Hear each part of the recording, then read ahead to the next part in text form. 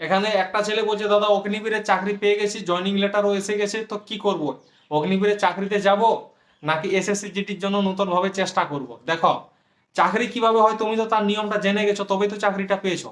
অগ্নিবীরের চাকরি 4 বছর, 4 বছর পরে 25% রাখবে, মানে 100 জনের 25 জন ধরে নাও, ঠিক আছে? তো তুমি আজকে চাকরি পাচ্ছ, দেখা গেল 18 বছর বয়স, 4 বছর পর তোমার চাকরিটা এমনিতে কোনো গ্যারেন্টি নেই থাকবে কি থাকবে না। তো তুমি 4 বছরের মধ্যে কি করবে, একটা গাড়ি কিনবে, বাইক কিনবে, ভালো মোবাইল কিনবে, কিছু টাকা জমাবে, বাড়ি বানাবে, বাড়ি বানাতে গেলে টাকাও জমাতে পারবে না।